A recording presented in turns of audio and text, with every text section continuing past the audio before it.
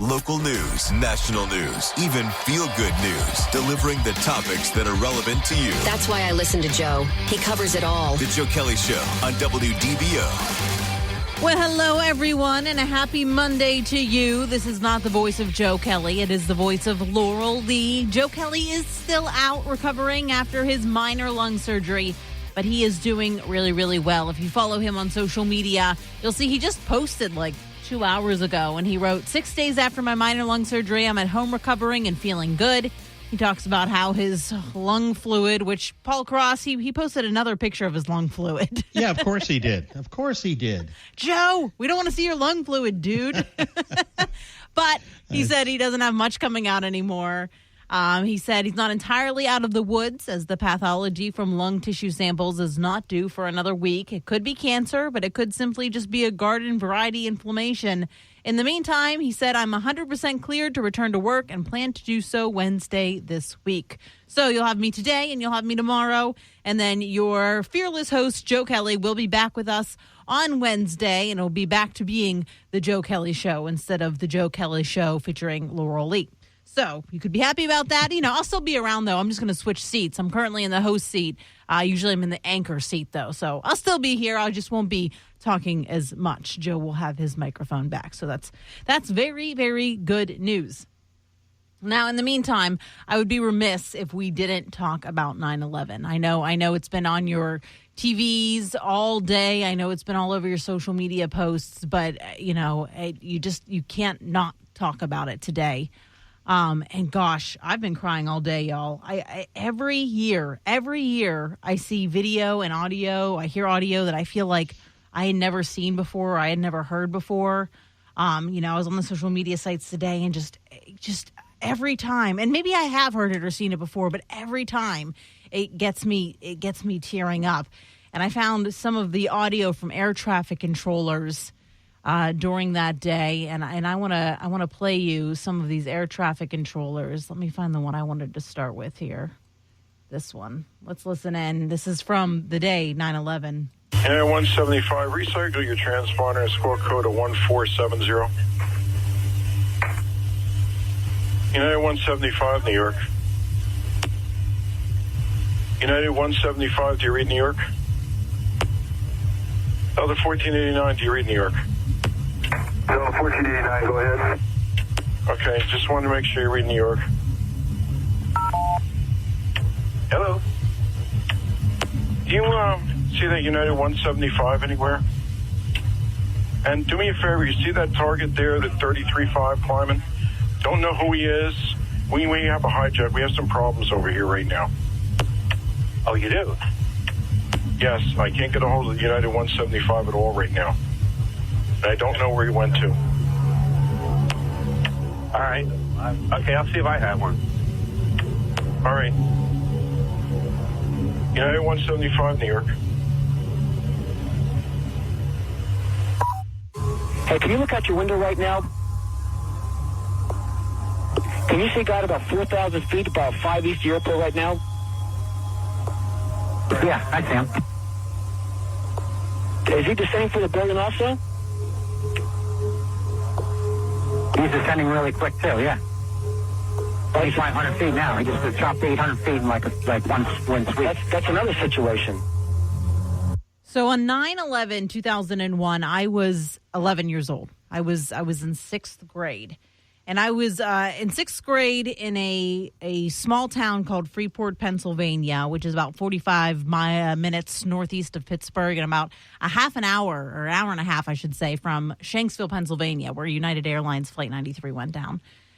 And I remember sitting in our classroom, and we had a small school, and we heard screaming. Our door had been open, and the principal's office was like right down the hall, and we heard screaming, like, oh my God. We heard screaming down the hallway.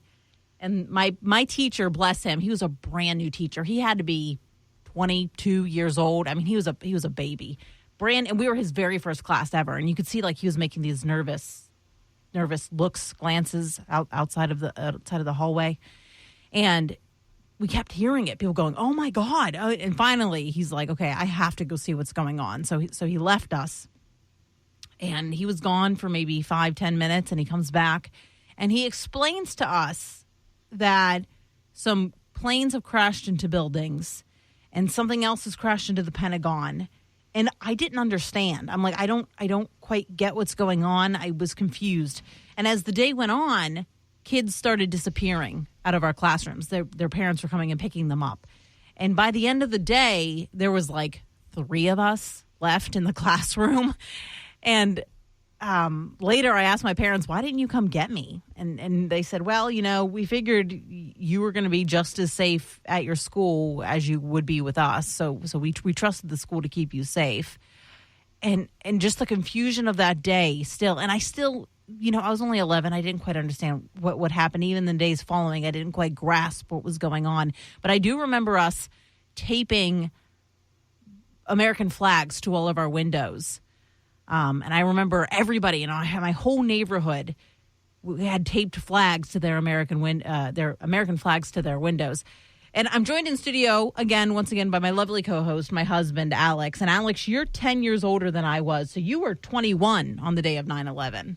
Yeah, I was in college. I remember that day very clearly. Now, it was in college in Miami, but being in a major city, and a lot of the folks are from the north, New Yorkers, all of them, we couldn't even get phones out. We were trying to make calls. I was trying to make calls to my cousins in New Jersey, and it seemed like every single cell tower was jammed. You couldn't get to anything. People were panicking. Even my uncle, who was in the Prudential building in Miami, was evacuated.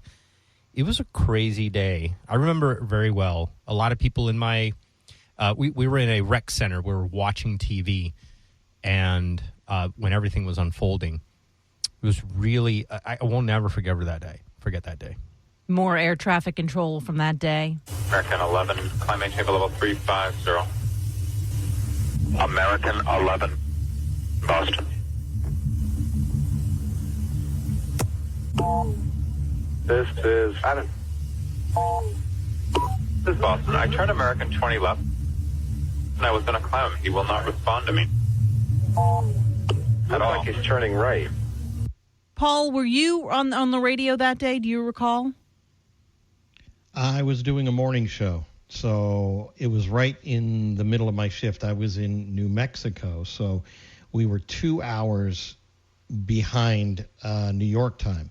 So it was 6:45 in the morning was when the first plane hit in New Mexico. So I just started my morning show, and it's one of those things where, just as Alex said, you're never going to forget, that day. You're just never going to forget it. It was our generation of, the Pearl Harbors of the world, or when Kennedy was shot. This was our moment to kind of eyes open, be proud of our country, and just go, wow, this is reality. This is really happening. But being before the internet and everything else, this happened. So we were still trying to figure out any way that we could, and we were broadcasting live. So we were still trying to figure out what the heck is going on with all of the reports. And we had a little TV in another side room that was showing, people were saying that maybe it was a small plane that hit the building. At first you really didn't know. So trying to get information out to people, and I was on a music station, and we didn't play a lick of music for hours and hours and hours. It was taking phone calls. It was trying to get information across, even though most people who would be listening to the radio at that time, when hearing this, the first thing you want to do is see it. You want to see visuals, so you go to TV and you go to all the news channels. But, of course, people that couldn't see or watch television, we were their source. And so we took it very seriously. It was a shock. And, yeah, I will never, ever forget that day. I want to know where you were at during 9/11. You can use our open mic feature in the WDBO app. I know Scott Inez did that this morning, but if you didn't get a chance to tell your story to Scott, maybe you weren't awake yet, or you just didn't get a chance to use that open mic feature in the WDBO app. Tell me now. Tell me your story. Where were you? What was your first reaction to this horrific day 22 years ago? Wayne says that he's been a firefighter and a paramedic for 35 years, and he remembers that day like it was yesterday. And his wish is that we remember September 12th and leave it like that. And that's a really good point, Wayne. When all of the country came together, I don't think we've ever been as united as we were on September 12th. I want to play you now Paul Battaglia, who was stuck in a building and made this 911 call. How you doing at the fire department? Hi. I'm on the 100th floor of the World Trade Center with 30 people in the northeast corner. It's hard to talk. Yeah. There's a lot of smoke. Right. Here. We're all overreacting. Please come right now. All right, no problem. We'll get to you. Please, immediately. They're on the way. You can hear all those people coughing back there.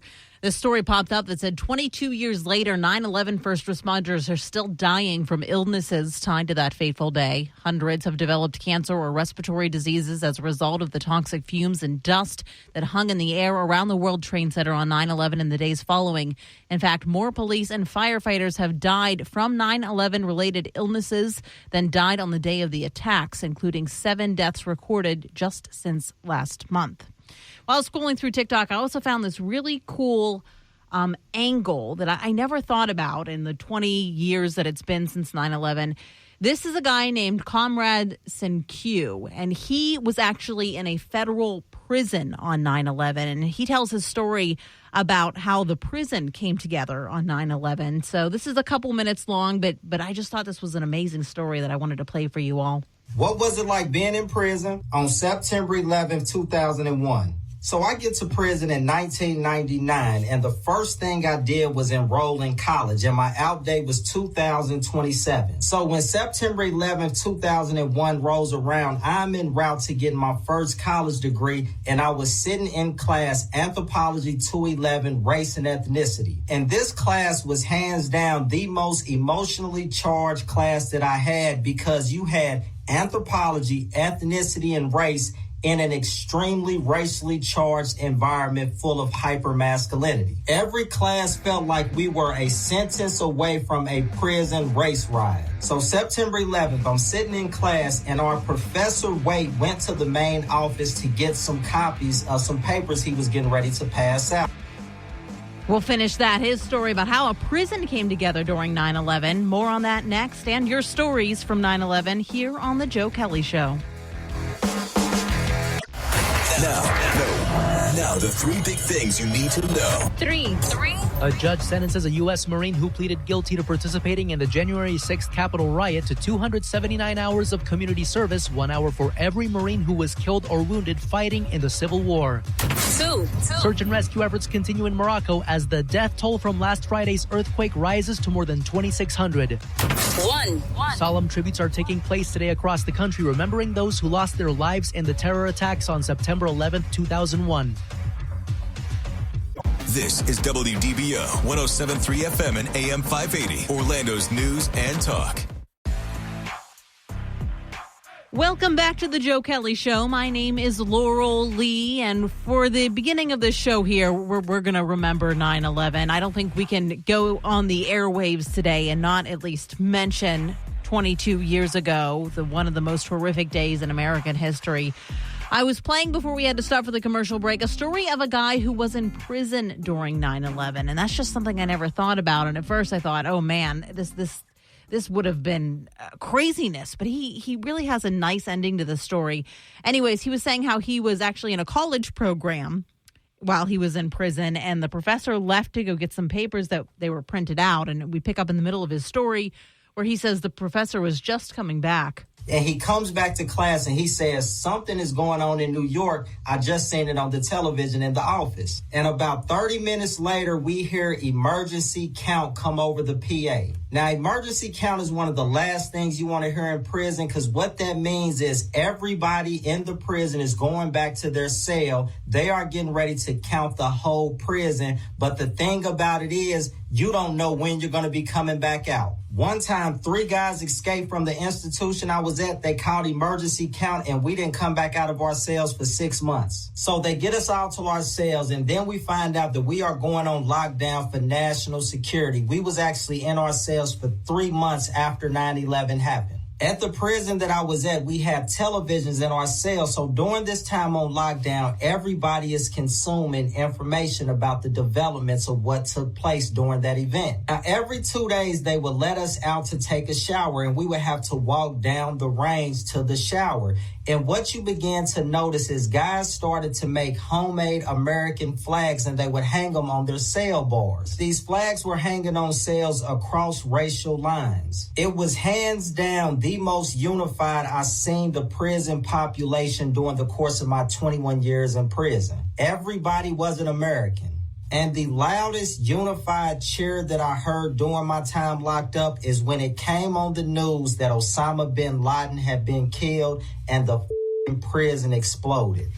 There you go. So even the prisons came together on September 12th and the days after when America unified after that horrific day. Alex, you follow the news, but you're not like a news junkie. You're not sitting here reading the news 8 hours a day like I am, obviously, for my job. Do you know where President Biden was today? No, I don't. But I use you as my source. No, that's fine. And it's not a criticism. I'm just saying because you may not know. So you'd think that he would be where? Ground Zero. Yeah, you think he'd be in New York City, right? Mm-hmm. So he wasn't. He was in Alaska. Okay. So President Biden marking the 9/11 memorial ceremony in Alaska. The president meeting with first responders and military members at Joint Base Elmendorf-Richardson in Anchorage. He was returning home from the G20 summit in India and a visit to Vietnam. Now, critics are angry because he's broken the tradition of not being in New York City. But I guess my question is, does he deserve that criticism? Like, it's not like he didn't mark the day. He's doing something, but he was traveling from the other side of the world. And so he's not ignoring it, but he's also not with the victims. Well, let me put it this way. That's 1 day out of your year, 4 days out of your presidency that you should kind of have somebody, scheduling that for you, no matter what diplomacy you got to do, no matter what. I mean, come on. That's a good point. 4 days out of his presidency. Yeah, so you're saying he should have changed plans to make sure he was in New York City. Somebody's running his schedule that is way above our pay grade, that is one of the top people of security and one of the, I don't know what the qualifications that you have to be in order to do this, but they know that this is coming up on an election year. I mean, anything will work. I mean, if I were president, I'd be like, clear my schedule for that day, Right. I need to be in New York City with the families that day. Governor DeSantis was there. He made the trip from Florida to make sure. Now, he was invited by some of the families, the victims of 9/11, to be up there. But Governor DeSantis was there. But yeah, in fact, what's funny is I read that report originally weeks ago. I read the report, and I guess I was reading without thinking about it because some people on our stream was like, in fact, Joe Kelley said to me first, "Did you say President Biden's going to be in Alaska?" And I said, "No, I didn't say that." And he said, "Yeah, I think you did." And I said, Why would I say the president would be in Alaska on 9/11? That's so silly. You guys heard wrong. And then my friends in the stream on the WDBO Facebook said, "No, you said Alaska." And I'm like, what? Did I have a brain pause there? Why would I say the president is going to be in Alaska? Only to find out, yeah, I said that right. I read that right, y'all. He was in Alaska. Tell us what you think. Do you think it's okay that President Biden was in Alaska for 9/11? Like I said, I mean, he went to a military base. He was, he is doing a memorial ceremony, but it's not with the victims. It's not at the site of Ground Zero. Should he have changed his plan? Should he have worked harder to be in New York City on that fateful day? You can use our open mic feature in the WDBO app. Coming up next, we're going to hear more of your stories where you were on 9/11, and then we're going to scooch on to some other news. We've got some other stuff to talk about, including some passengers on a Delta flight that were stranded for hours on end and told, quote, "You should just be lucky that you didn't crash into the ocean." We'll talk about that next. Coming up on The Joe Kelley Show here on WDBO. This is WDBO 107.3 FM and AM 580, Orlando's news and talk. News, weather, traffic, all the things you want on your drive home. Plus, Joe Kelley being, well, Joe Kelley. Now, The Joe Kelley Show on Orlando's news and talk, WDBO. Well, Joe Kelley will be back being Joe Kelley come Wednesday. For right now, it's Laurel Lee in the Joe Kelley seat. We are talking about, of course, 9/11. It's the 22nd anniversary. And I wanted to hear your stories about where you were when you heard about the tragedies taking place. I was on active duty in the Air Force in 9/11, headed into my office listening to the radio when the first plane ran into the one building. I thought it was just a small private plane. Got to my office and my staff told me that it was something larger than that. My secretary told me that the commander called and I had to go to a staff meeting. And I remember being very angry as we took steps that we needed in order to deal with that situation in the moment. We'll remember it forever. You weren't the only one that's angry for sure. In fact, I heard a gentleman call Eric Erickson earlier today on the station and talk about how he was prejudiced against Middle Eastern people for a little while because he didn't understand what was going on, and that's all he knew. And a lot of anger went around, but then a lot of unity came around. Another military person here talking about their experience on that day. On 9/11, I was at Camp McCall right outside of Fort Bragg, North Carolina, going through the Special Forces Qualifications course. They let us know that the two towers had been hit, we'd been attacked, and that our training was going to be accelerated. And we didn't even find out that the Pentagon and the other plane went down until months later after our training was concluded. President Biden was in Alaska today instead of at 9/11. Today, it is 9/11. Instead of in New York City, I should say, with the victims' families of 9/11. And I asked, was that okay? Do you think it was okay that President Biden was in Alaska? It's not like he forgot the day. He did go to a military base and he held a memorial ceremony, but he did not make it to 9/11. And I asked, is that okay? Or should he have worked harder? Should his staff have worked harder to get him to New York City? Maybe have left the G20 summit a little earlier, left Vietnam a little earlier so he could make it to New York City. And we've got a lot of people chiming in on the open mic feature of the WDBO app. Nobody wanted Biden at ground zero anyway, because all he would do is say, yeah, I know, poor me. I had a wife and children in a wreck killed. I had a kitchen fire. So I know about all the explosions here. I feel it. And then he wouldn't remember where he was at. And he'd probably say aloha to somebody and then walk off the stage and shake hands with a ghost. Things he's done in the past, for sure. Another open micer here. Good evening, Laurel. The president should be at the 9/11 memorial every year. He is the leader of the free country. He is the leader of the free world. He is supposed to make a point that we stand strong and together. But no, this president, as always, chooses to do something else or hide in his basement or take a nap. Like he told the press the other day, he's got to go night-night. That did happen during a press conference the other day. In fact, his staff cut off his microphone early, and as he was leaving, he mumbled something about having to go take a nap, which is, that's interesting. All I'm going to say about him being in Alaska is that when the media thought that Trump was not with the soldiers during Christmas and Thanksgiving, they went ballistic. So that's all I'm going to say. That's true. That's true. But of course, we know a lot of the media is slanted toward pro-left and not exactly pro-right, right? I think the president should have been in New York City on 9/11. After all, it is ground zero. The staff, they could have just put him in front of a teleprompter and then ushered him off the stage and away from the podium so he wouldn't get mumble mouth and then try to relate that he suffered just as much as the 9/11 victims did as he tried to convince the victims of Maui. Well, there you go. You can always leave us your open mic opinion, your open mic stories using that open mic button in the WDBO app. I want to pivot to this story because when I saw the headline, it shocked me, frankly. It says Delta passengers left on island for 12 hours after plane experiences mechanical issue. About 215 Delta passengers on a flight to New York were dumped off on a Portuguese island Friday after their plane experienced a mechanical issue. The passengers who were aboard Flight 157 say they were left on the island for 12 hours and were mistreated by the airline while the crew got to relax in a posh hotel.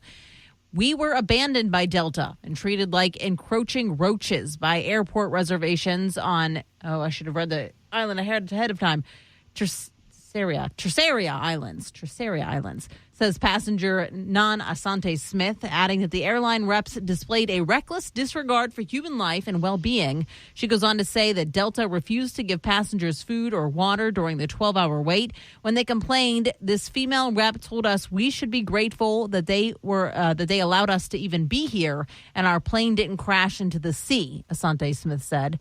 For their part, Delta officials say the passengers were eventually given ham sandwiches and explained their staff's behavior by saying they were overwhelmed with requests. A spokesman said that all 215 passengers were issued refunds. Alex, you and I have been on many, many flights, including cross-ocean flights. We've been to London, we've been to Spain, and we've been on long-hour flights. Is a full refund enough? I don't know that a full refund would be enough after all of my fried nerves and after poor customer service for just them to be, well, we'll give you your money back. Oh, God. I mean, we didn't get a refund for not having, I mean, we've got a lot of airline nightmare type stuff, but that's a low, yeah, okay. The refund is like you get a B- for that service. An A+ would have been like a comped ticket next, maybe at least a comped one way. So... But yeah. A B-, they said you should be happy your plane didn't crash into the ocean. Obviously, that's terrible. You wouldn't ever say that. In fact, that's funny. We actually got a delay once at U.S. Air or U.S. Scareways. The flight was delayed. I don't know how much, and it was supposedly a maintenance issue. And they said you have a good plane now. I was like, wow, that's really reassuring. The plane's good now. It's fine. Yeah, now. It's fine now. I don't know if they had to change the oil or something, but it was one of those prop planes, one of the commuter. The little ones, the scary little ones. The pond hoppers. I think wherever you go, as far as I go, you got to take a little bit more tact. That wasn't very tactful. Fall into the ocean. Maybe there was a maintenance thing, and they're like, and somebody finally blew up. You never know. 240 passengers or 224 passengers asking you, hey, what's going on? And yeah, there was something wrong with the plane. We probably couldn't have taken off, and here we are saving you guys or something like that. They could have done a little bit more. And listen, right. I've been in customer service. I understand the frustration that is customer service, right? I have my stories of just terrible customers. But when you're in that job, it is your job to be a good customer service representative, no matter how overwhelmed you get, right? Agreed. And I've seen the videos of people getting in faces of the airline workers and screaming, and those people are just garbage. But you coming back and saying something like, you should be glad you didn't crash into the ocean, it's just never okay, ever. It's not all right. And I'm not sure a full refund would placate my anger over the disrespect that is that line. Yeah, that would have fried my nerves too, though. You know how I was a little bit of a nervous flyer a few years ago, and then I became a little bit more of a, like looking into the stuff. There's so many redundancies and stuff like that. Yeah. Well, but yeah. You never know what was going on there, but yeah, no tact. Last week, we talked about should there be political age limits on a president. A new poll says that over 3/4 of Americans think that there should be a maximum age limit for elected officials. According to CBS News YouGov, a survey from them, 77% of those surveyed said there should be maximum age limits for elected officials, meaning that after they reach a certain age, they should not be permitted to hold office any longer. The responses were bipartisan, with 76% of Democrats and 79% of Republicans calling for maximum age limits from elected officials. 45% of the respondents said the maximum age limit for elected officials should be 70. A combined 30% of respondents said either 50 or 60 should be the maximum age. Over half think the job of the president is too demanding for someone over the age of 75. Goodness, well, let me look this up real quick. How old was Obama when he went into presidency? And he was white within, what, a year? 2 years or so? Yeah, but he was like in mid-40s. Okay, yeah, I want to say that's right. Let me see if I came up with the library. Google, why are you failing me when I need you the most? Figures. Well, it's just going to tell me how old he was now. But yeah, he was the 44th president. Yeah, I believe he was in his 40s. And oh my gosh, he had a dark, thick head of hair, and within a year he was completely white. And I think that was the starkest visual we had to how stressful a presidency is. So is it fair to put that kind of stress on somebody in their 70s into their 80s? Now, that said, I should point out for the pro-Trumpers, Trump is only a couple years younger than President Biden. So if you look at President Biden and say, there's the evidence. Of course, an 80-year-old shouldn't be president. Look at him. He just said he had to go take a nap at the end of a presidency. President Trump is only a few years younger. And though you might argue that he has more mental elasticity, he's, quicker on his feet. If you put in age limits, it's going to knock Trump out of, the running as well. So do you think that there should be age limits? Do you think it should be in the 70s or the 50s or the 60s? What age should we cut off a person saying, okay, we're done here. You're not going to run for president anymore? You can let us know that, too, in the open mic feature of the WDBO app. We're talking about all kinds of things on the Joe Kelley Show, and we want to hear from you. This is WDBO. The Joe Kelley Show on WDBO. Now, the three big things you need to know. Three. Congratulations to Ramon for winning the WDBO payroll payout of $1,000. I've been trying so long for this, you don't even know. For the last few times y'all have done it. Download the WDBO app now so you don't miss your next chance to get on the payroll payout tomorrow at 8 a.m. Two. A judge sentences a U.S. Marine who pleaded guilty to participating in the Capitol riot on January 6th to 279 hours of community service, 1 hour for every Marine who was killed or wounded fighting in the Civil War. One. Search and rescue efforts continue in Morocco as the death toll from Friday's earthquake rises to more than 2,800. The Joe Kelley Show on WDBO.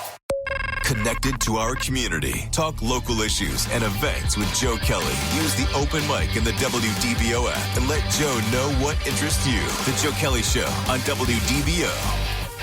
Laurel, you're absolutely right. President Biden, he's like, well,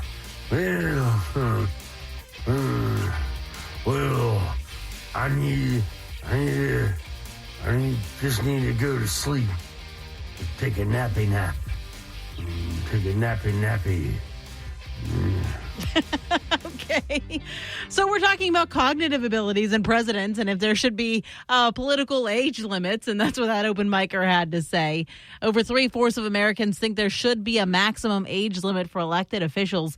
David Russell in our stream there says cognitive, yes. Age limit, no. The best person for the job, no age hating. Personally, I'd rather vote for a turtle in 2024 versus the existing administration. All right. You also said you would have voted for Betty White at 99. So there you go. I guess it depends on the cognitive abilities of the person in your eyes. We also had this open mic. It's simple. The age cutoff should just be whatever the Social Security retirement age is. Yeah, somebody else had that similar thought in the open mic feature. And yeah, I guess if there was a cognitive test, that would eliminate any age hating. Though, I don't know. So I feel like sometimes our SAT scores don't do enough to get cognitive reads on everybody. So I'm not exactly sure. We had more open mics, too, about if President Biden should have been in New York City. In case you're just joining us, President Biden was in Alaska today to memorialize 9/11. He was not at Ground Zero, and there's a lot of people giving us feedback on whether it's okay that President Biden stayed in Alaska instead of flying all the way back to New York City. I think the president should have been in New York City on 9/11. After all, it is Ground Zero. The staff... they could have just put him in front of a teleprompter and then ushered him off the stage and away from the podium so he wouldn't get mumble mouth and then try to relate that he suffered just as much as the 9/11 victims did as he tried to convince the victims of Maui.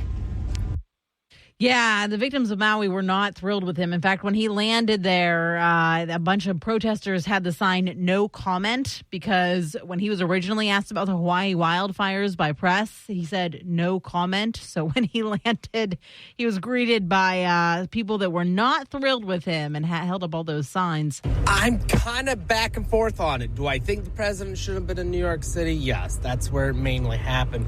But it wasn't just New York City that was affected. It was a lot of states that were affected, to include Alaska.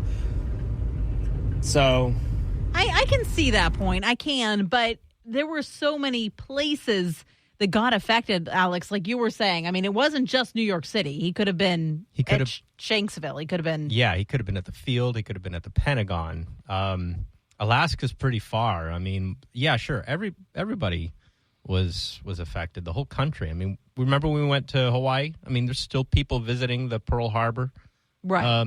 Memorial, and that's many, many more years ago. Now you could go, like I said, you're the president. You can go there and be there for a day. Right, you can move stuff around. Well, let us know what you think. That's what the open mic feature is for. That's where all these lovely people are leaving their opinions for us to hear. And if you leave a good one, I'll play it on the radio. We're talking about 9/11. Should President Biden have made the effort to get to New York City? Or, is it okay that he's having memorial service all the way in Alaska? Are we being too rough? Hour 2 of the Joe Kelley Show coming up here on WDBO. The Joe Kelley Show on WDBO. Now, WDBO 107.3 FM and AM 580. Triple Team Traffic. Got a new crash now. I'm looking at it on the screens. 417 southbound after Landstar, and they had the right lane blocked there. Another crash, I-4 eastbound before the 528. That is all on the right shoulder. Got a police officer and a road ranger there. They're waiting to get that car out of there. ProTech Air Conditioning and Plumbing Service for honesty, integrity, and 100% customer satisfaction. Call ProTech 407-291-1644 or visit ProTechAC.com. From the WDBO Triple Team Traffic Center, I'm Paul Cross. This is WDBO 107.3 FM and AM 580. Orlando's news and talk. Insightful. You tell the truth from your point of view. Entertaining. Man, that guy is a lot taller than he sounds on the radio. And engaging. When we hear you on the radio, it's a good thing. The Joe Kelley Show on WDBO. Well, it's been 22 years since terrorists hijacked planes and crashed them into the World Trade Center buildings in New York City, crashed one into the Pentagon, and tried to crash one into the Capitol before the brave people of Flight 93 took down the plane in a field in Shanksville, Pennsylvania. And I'm asking you all where you were during 9/11, what your initial reactions were, what you remember from that fateful day. This day in 2001, I was a freshman in high school in Buffalo, New York, helping set up the voting booths when we received word of the second tower being hit, and New York then closed all voting booths and schools. Not only were there hundreds and hundreds of amazing first responders that responded to the scene at 9/11 and 4 of those different, emergency situations and locations, there were also teams of rescue dogs and search workers. An estimated 300 search and rescue teams worked in the aftermath of 9/11. The first dogs on the scene were from the NYPD's K-9 Urban Search and Rescue Team, but ultimately dogs from as far away as Florida, Texas, and Canada helped with the efforts. Some of the day's most notable dogs included Brittany, a golden retriever believed to have been the last surviving 9/11 dog who died just shy of 17. Riley, another golden who appeared in one of the most famous photos of the searches, being transported from one stretch of debris to another. Apollo, an NYPD K-9 Urban Search and Rescue Team member who was one of the first to arrive on scene just 15 minutes after the South Tower collapsed. Ricky was a 17-inch tall rat terrier who was the smallest search and rescue dog on scene. Tracker was a German Shepherd from Canada who found the last remaining survivor 26 hours after the South Tower collapsed. Gunner was doubled as a search and rescue dog and a therapy dog, and in between searches, he would entertain and comfort rescue workers. Worf was a German Shepherd who found the remains of 2 firefighters on his first day and had to be immediately retired. He stopped eating and was so affected that he shut down. Salty and Rosalie were 2 guide dogs who led their blind owners to safety from Tower 1. Salty led her human, Omer Rivera, down 71 floors, and Rosalie led her human, Michael Higson, down 78 floors. Kara was a Bergeron deployed with the Florida Task Force 2, who navigated the rubble with a remote camera system so responders could see the area on video screens. Sonny was a Doberman who helped find the remains of a lost firefighter, giving the family much-needed closure. Hansen was a Belgian Shepherd dog who worked on site for 150 days alongside his handler. Teams worked 12-hour days for an average of 10 days straight. In total, only 20 survivors were pulled from the rubble. And when the dogs began to get discouraged, handlers had to stage mock finds so the dogs could feel successful. The tragedy necessitated a new era of therapy dogs, and many dog owners were inspired to pursue search and rescue certification because of the images and press of the search and rescue dogs of 9/11. That was written by We Rate Dogs, and absolutely we give our hearts and our thoughts and our prayers to all of the search and rescue teams that day, along with the victims and those who have passed since then. I want to play another audio from Flight 11. This is air traffic control audio of that day. Hello? Yes, hello? What's your name? Okay, my name is Betty Ong. I'm number 3 on Flight 11. Okay. There's somebody staffed in business class, and we can't breathe in business class. Somebody's got mace or something. Someone is what in business class? I'm sitting in the back. Somebody's coming back from business. If you can hold on for 1 second. I want to know who's being staffed who, you know? I don't know, but here it is. We got staffed. Okay. Our number 1 got staffed. Nobody knows who staffed who, and our 5 has been staffed. Can anybody get up to the cockpit? Can anybody get up to the cockpit? I think the guys are up there. Terry says that he was working on the I-4 bridge on that day, and the boss made him go back to work while they all listened to the radio. Chris says he was a senior in high school and left school because he could watch all his parents at home when the second plane hit. We had some more open mics on where you were the day of 9/11. 22 years ago, I was a junior in high school. I was in my art class. Miss Smith asked her, "Hey, can I go to ag? Since we don't really have much going on today." "Sure, go ahead." Went, sitting there in the room. News is always on, always playing. And there it is, breaking news. So after that, had to go back to my art class and, let her know. She turned on her TV, and unfortunately, one of the students in the class, her aunt was in one of the towers. That's sad. One more story here from 9/11. I was coming home from work. I'm a nurse. And when 9/11 happened, I actually thought it was a prank or it was a joke on a radio show. And it turned out it wasn't. David said that he was doing drywall in Port Orange Medical Center, and he had to call the missus on your Ericsson cell phone. I don't know what that is. Paul Cross, do you know what that is? An Ericsson cell phone? I know that it's probably one of those ones with the antenna you pull up. I can't remember. Alex, you're laughing like you knew. Yes, it's an Ericsson cell phone. It's a brand that I don't even think Ericsson makes cell phones anymore. So I don't believe they do either. Yeah.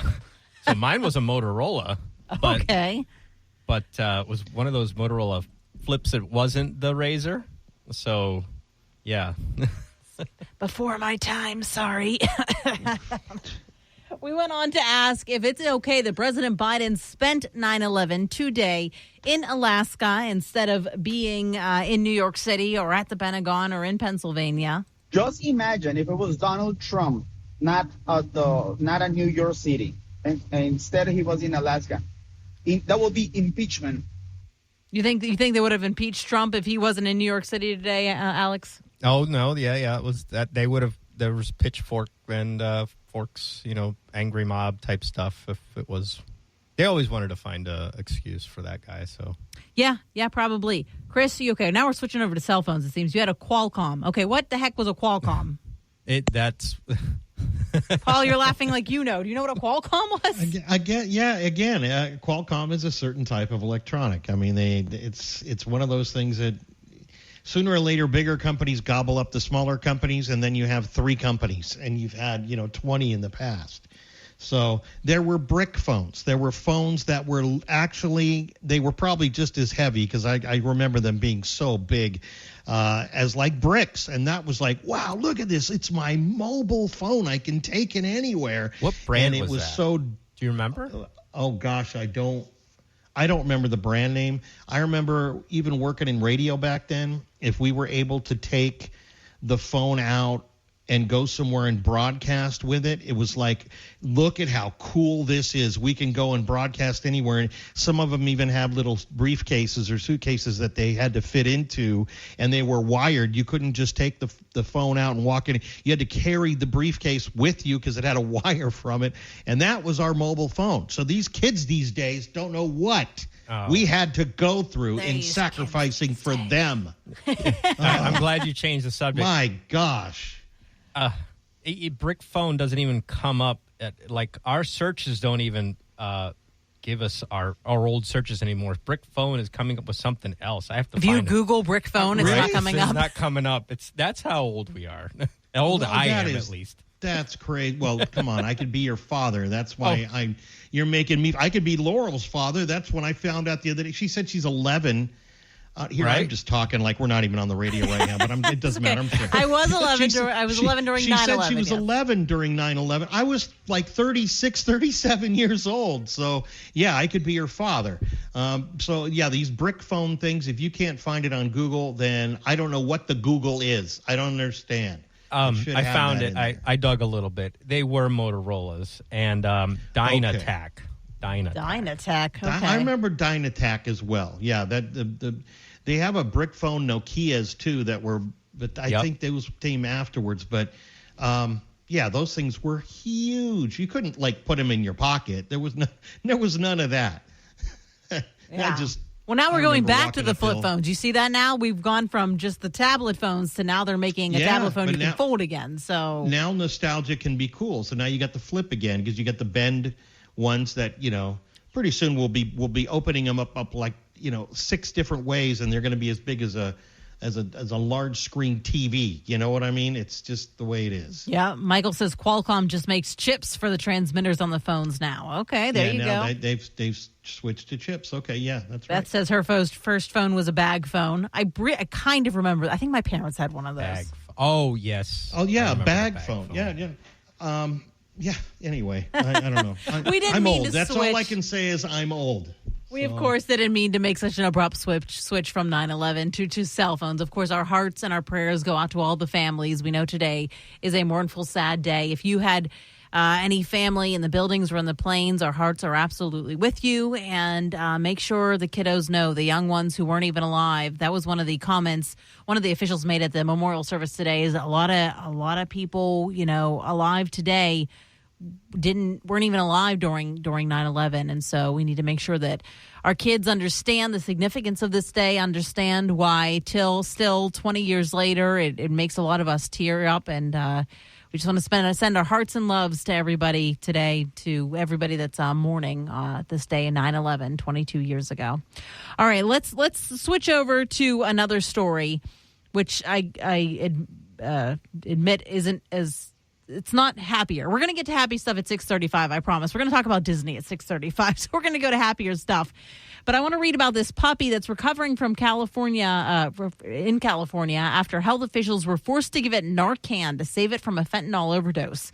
The incident happened last week in Irvine, where police busted the pit bull's 2 owners for possessing narcotics at a local Walmart. When officers were collecting the drugs from the couple's car, the female suspect told them, I think my dog is overdosing.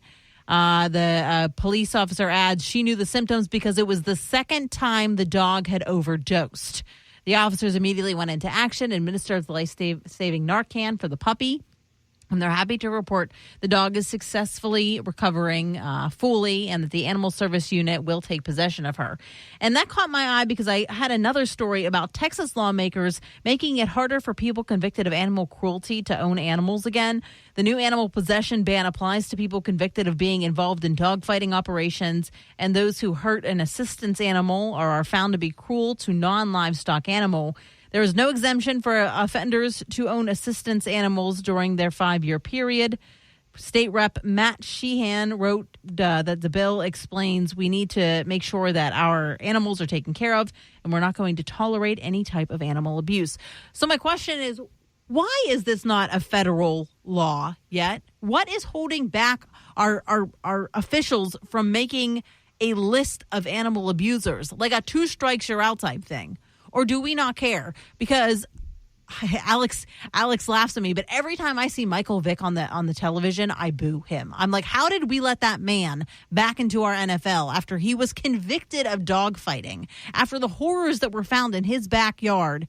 And we just brush it off our shoulders. We don't care. He's a good football player, so it's fine. He can come back. And thousands of people every year in this country are convicted of animal cruelty in horrific ways, and they're allowed to get animals again. So kudos to Texas for starting this, but why in the world is this not a federal law yet? Why in the world do we not have a list of animal offenders and are banning them from owning dogs or cats or any animal ever again? Sound off, use the open mic feature in the WDBO app. I want to hear from you. This is The Joe Kelley Show. The Joe Kelley Show on WDBO. The Joe Kelley Show on WDBO. Breaking news to lively debates, covering the issues that matter to you. I make it a point to listen to Joe Kelley when I need to fully understand what's happening in the news. Now, The Joe Kelley Show on Orlando's News and Talk, WDBO. Laurel Leaf? No. It's the Laurel Lee Show. It's the Laurel Lee Show. It sure is. Well, at least it is for today and tomorrow. And then Joe Kelley gets his microphone back. But I'll still be here. I'll just be in the anchor chair, so I'm not leaving you anytime soon. We were touching on 9/11 today, of course, and talking about how we remember, and we were talking about President Biden being in Alaska. And then I read a story. We switched a little bit through another burger on the grill that is the news talk for the day, about a couple that was arrested for having fentanyl in their car, and they got in even more trouble when the woman said, "Oh, I think my dog is overdosing." She knew the symptoms because it was the second time the puppy, so it hasn't even been alive that long, the puppy overdosed on fentanyl that I guess they were just leaving around. And it's people like this that continue to get dogs, right? So I was mentioning how Texas is making a law targeting animal abusers, and I just don't understand why if we have a list of child abusers, why we can't also have a list of pet abusers. And I know they're on different levels. Don't come at me and be like, children are more than dogs. That's not my argument. My argument is there should be a list of animal abusers that bans them from having animals ever again. No. You do not want me to catch you hurting an animal. No. I will go cray. Your mother will be on my side. You will be wanting to run to Pluto. And Pluto ain't even a planet anymore. Nobody hurt any animals out there. No children and no elderly. Because hopefully there's a camera or a person somewhere close by that's going to wield justice. Amen, sister. I'm with you. I remember my sister is a little shorter than I am. She's 2 years younger than I am, and she's 5 foot nothing, right? So, but she, like many of you shorter ladies, is a firecracker. And she went into a Walmart once, and while she was walking through the parking lot, she found a truck that had dogs in the back of the crates, or dogs in the back that were just in crates, so they had no covering, which means that the truck was going down the highway with these dogs in crates that were getting hit with wind and debris and whatever. And she somehow, I need to get details of the story, found the person with the dogs and was yelling at them about how you better get them inside the truck and how dare you have them just in the back of your truck, and that's not right. I'm like, I love your passion, but maybe don't yell at people in a Walmart because we don't know who's crazy and is going to do something just terrible. But that's what I'm saying. When I used to volunteer at a pet shelter, we were in charge of getting the animals adopted, of course, right? But then there was all of these lists of questions we had to ask potential adopters, and it was to ferret out anybody that could be adopting the dogs for the wrong reason, right? Whether they were just going to stick them outside and never bring them inside again. They were just going to be outdoor dogs. We had to make sure that that wasn't going to be the case, that they were just going to be left in the sun, in the rain, in the cold. We had to, make sure that they weren't going to be used, quote, just for protection, that they weren't going to be just attack dogs, or that they weren't going to be fighting dogs. And so we had to essentially give this questionnaire out to make sure that these dogs were going to good homes. And while I approve of that, it should not be on the shelters to keep dogs away from animal abusers. When we have a huge history in this country of animal abusers, and we've seen case after case after case after case, what is going on in our government that there isn't a list of these people that are offenders, multiple time offenders, keeping them away from these animals? These innocent animals that have no recourse to protect themselves. And that's what when I said 2 strikes, I'm saying 2 strikes because I understand that there are accidents that happen, right? I understand that the dogs fall out of the car because they jumped through the window and you never thought that was going to happen, or that the dog was left outside and, I understand accidents happen. But 2, 3 strikes and you're out, man. How many times does an accident have to happen in your house before something's going on here and you realize that maybe this person isn't the best animal care provider, right? Maybe dogs shouldn't keep appearing in this person's home when they die 6 months later out of nowhere, right? Let me know what you think. We're going to talk about Disney coming up. There's a whole lot of changes coming to the Walt Disney World Park, and we're going to get our friend Michelle Atwood from the Main Street Mouse to come on and tell us all the changes you're about to see in your park. Let us know what you think on these topics. Join us. Talk to us. It's the Joe Kelley Show on WDBO. This is WDBO 107.3 FM and AM 580, Orlando's news and talk. Orange, Seminole, Osceola, and all of Central Florida. Join the conversation now by using the open mic in the WDBO app. Now, the Joe Kelley Show on Orlando's news and talk, WDBO. Well, welcome to the Joe Kelley Show. My name is Laurel Lee. Normally I'm in the anchor seat, but today we've done some musical chairs and I am in the host seat for Joe while he's out recouping from his minor lung surgery. He'll be back with us very, very soon.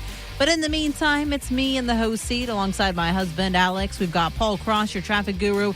And I want to bring in one of our Disney experts, Michelle Atwood of Main Street Mouse. Hello, Michelle. How are you doing?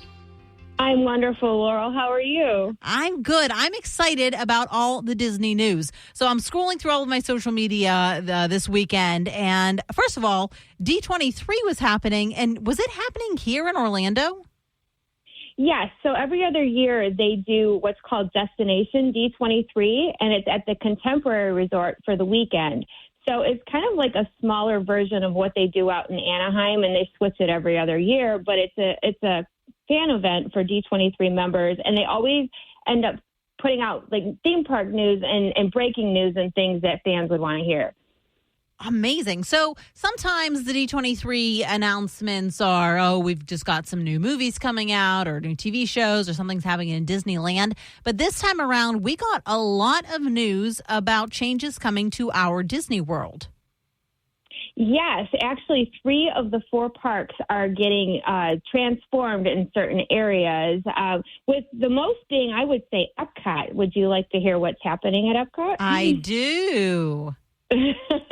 Okay, so first things first. So Test Track over at Epcot, which is a popular attraction, and it's sponsored by Chevrolet. Well, they announced that it is going to get a complete overhaul. So Test Track is going to have all new features inside, but they would not say exactly what they're doing to the attraction or when it's coming. All they said is more to come in the future. So one thing I can tell you for sure is that the new nighttime show at Epcot is coming on December 5th, and it's called Luminous Symphony of Us. And this is taking place of, what's Epcot Forever right now, which is a temporary show, basically.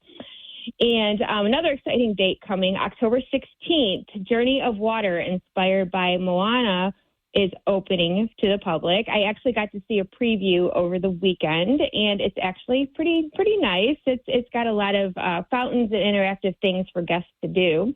And another big announcement was the character Figment is now greeting guests at Epcot, which was a big deal for a lot of fans. I saw the pictures, and the lines to see Figment yesterday were like hours long, weren't they? It was 4 hours in the morning from what I heard. Now, today I'm hearing hour and a half, so it's not so bad. But I think if you're going to plan to go over to Epcot to see Figment, you might want to pack some patience that it may be a little bit of a wait. I got the email saying that the annual pass holder previews are becoming available for that Moana Way of Water. And just to clarify, it's not a ride. It's like a walk through with water attractions, right? That's basically what it is. It's you just walk through like a path, and it has different fountains and little interactive things. And they also have like a splash area for kids or even overheated adults can go and cool off. And it's just like a really small but cute addition to Epcot. Well, with the temperatures reaching the 90s lately, that sounds really refreshing, frankly. Doesn't it, though? Yeah. Magic Kingdom's getting a lot, too. They are. So, and they were kind of vague about some of it, but I'll tell you what they did say.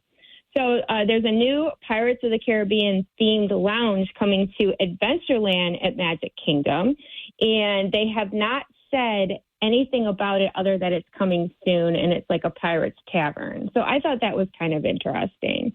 Also, big news was the Country Bear Jamboree is getting a complete overhaul with all new songs. So you're going to have all the same characters, but those songs that some people thought were a little bit much, those are going away. They're replacing it with like bluegrass versions of Disney songs. Yeah, I saw somebody say the songs can I ask a question? Is Blood on the Saddle going away?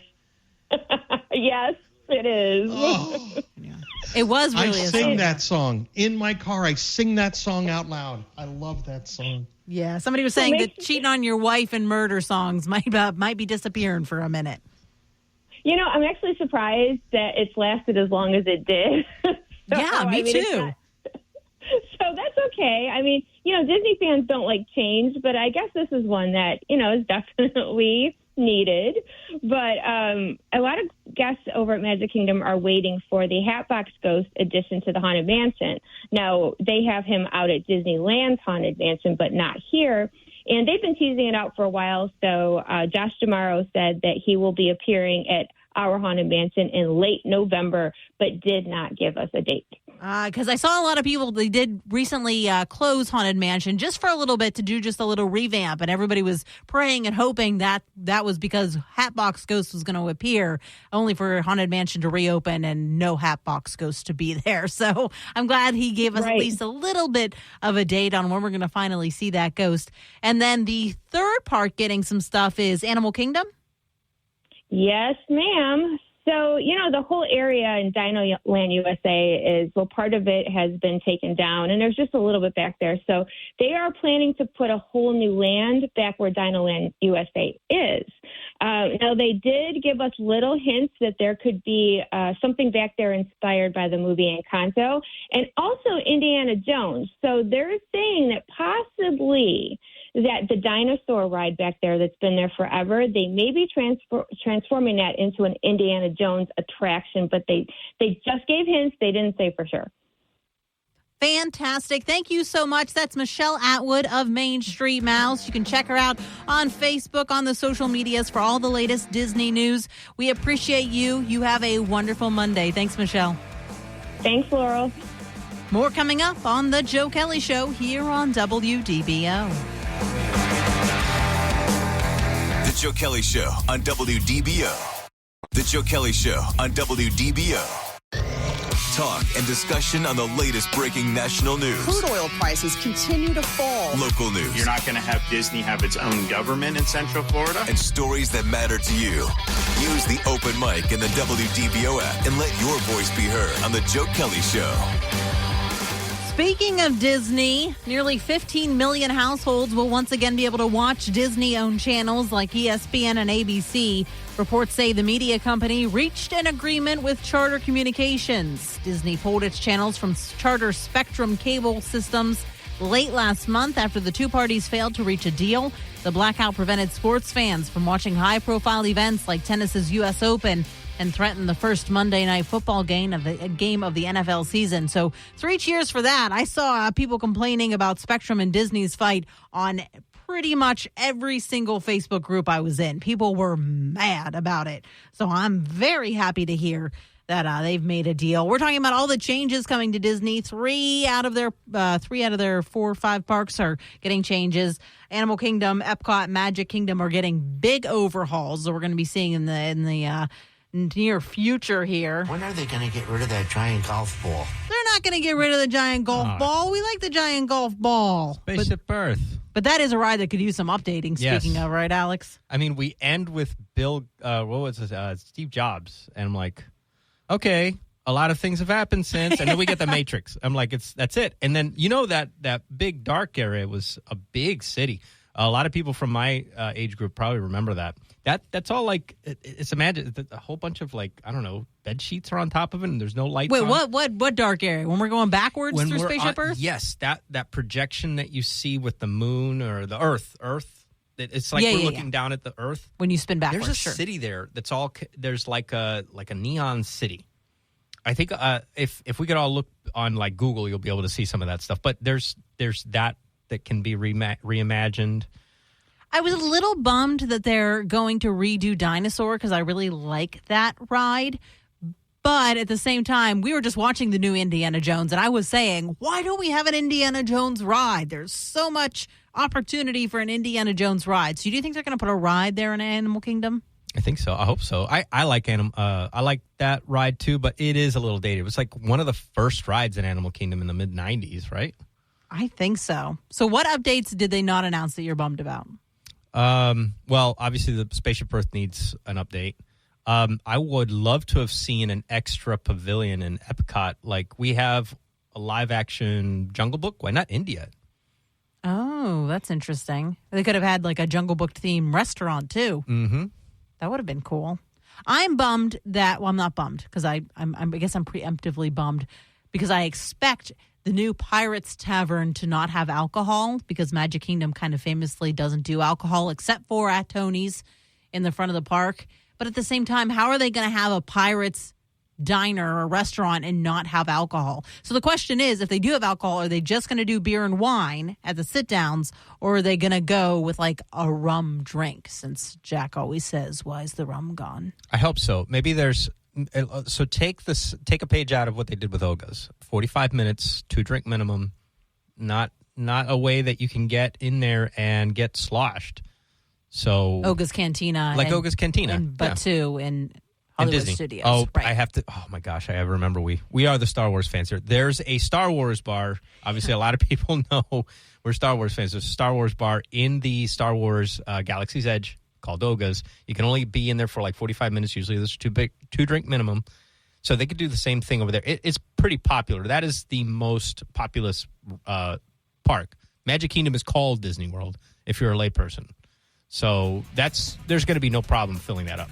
Well, let us know what changes you want to see at Disney World. If you're happy dinosaurs going away or that they're revamping the Country Bears, or are you just like, more woke Disney revamping the country? No more blood on the saddle for Paul Cross. Sorry, Paul. Let us know using the open mic feature. Sean Hannity is coming up next here on the WDBO station.